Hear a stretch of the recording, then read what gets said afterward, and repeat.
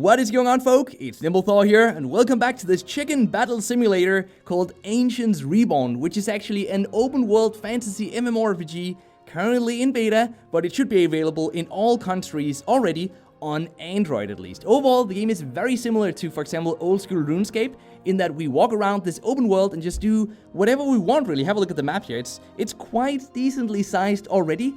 And, you know, we can go fishing to level up fishing, we can then cook the fish to level up cooking, and then we can eat that fish in combat to recover some HP, for example. Then afterwards, we can go mine some. You can have a look at the different skills down here. We have mining, which is our way of earning resources, and we can then turn those into bars. We can melt them into bars during blacksmithing, and then using metallurgy, we can then turn that into actual armor pieces that we can then equip. And we actually have a couple of armor pieces that are ready right now. So let's just head over here to the metallurgy station, which is located over here. You guys can see us as the yellow arrow there on the map. So let's head over there and see if we've got something that we can equip. As far as I remember, we are done making... Oh, it's loading items. Okay, we are done making leg pieces that we can then equip on our character.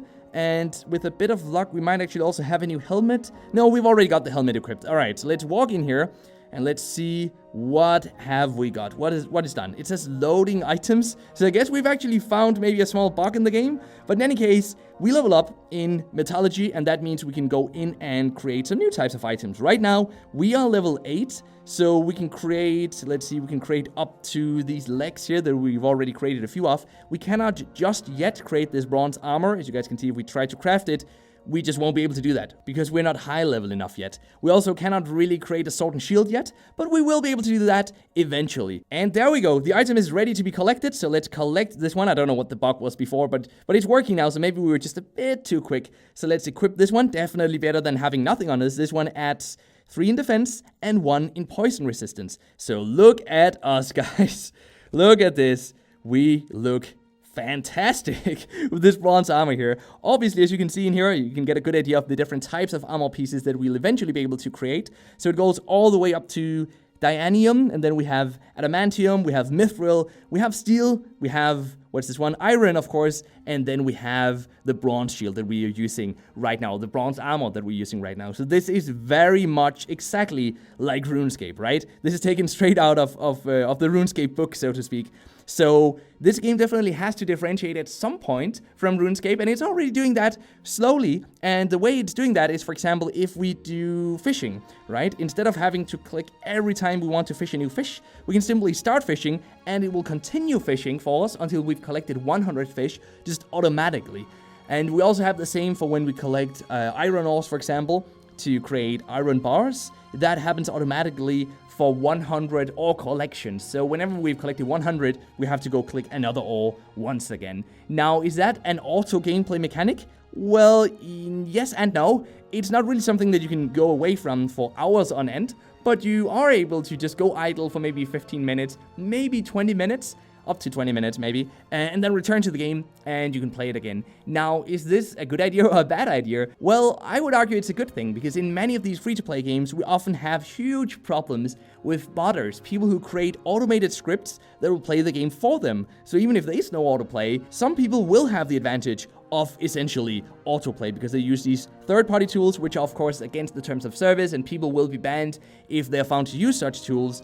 But oftentimes, the botters are just faster than the game developers at evolving the bots, and they try to avoid getting detected. So by making it so that we can actually mine some ores somewhat automatically, or idle at least, idly, and the same for fishing, for example, the game ensures that some players who might typically have gone for a bot will just play the game normally instead, and that actually equals out the playing field for players who play the game like it was meant to be, and for people who would normally bot in these types of games. But what do you think about that? That's just my opinion. Let me know what you think about it in the comment section down below. So if you're just now considering downloading the game, as soon as you've downloaded it, go find a farm and go kill some chickens. That's the fastest way to level up in the beginning, and it will also give you feathers, which you can sell to an NPC to get some gold, which you can use to buy your first set of armor, which will obviously help you in leveling up faster because you can kill higher level monsters. Right now I'm just just grinding on these monsters here until we reach, until we reach defense level 6. Oh, I reached defense level 6 actually.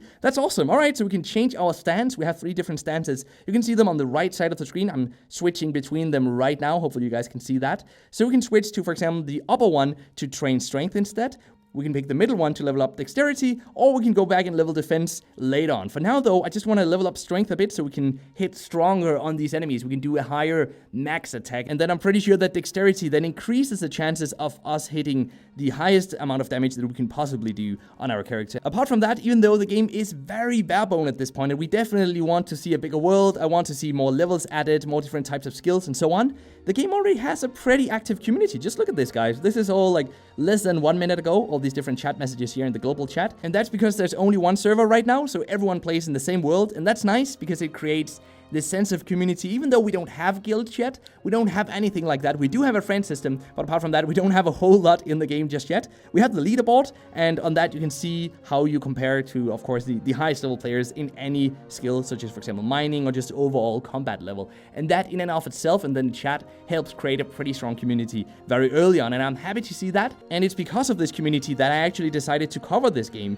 because it is very barebone, it is very, very new, there's lots of development ahead of it, but the indie developer behind the game is adding new features very, very quickly. He's very active over on Discord, so if you want to follow along the conversation, head over to the Discord channel. You can find it on the Google Play page. Just copy the URL and join that Discord channel. Definitely do that if you get into the game, because that's the best way to report bugs. It's the best way to get answers, to get hints at future updates, and we do see updates multiple times per week. So it's a really exciting time for this game. I'm really hoping that it will find its place in the mobile market, but I'm also really curious to hear what you guys think about it. In terms of what we do in the game, it reminds me a lot of Oldschool Runescape, but in terms of the art style here, it reminds me more of something like Adventure Quest 3D, which I also enjoyed playing quite a bit. But of course, now with Oldschool Runescape coming out, do you think that will steal all the players, and will these types of MMORPGs even have a chance?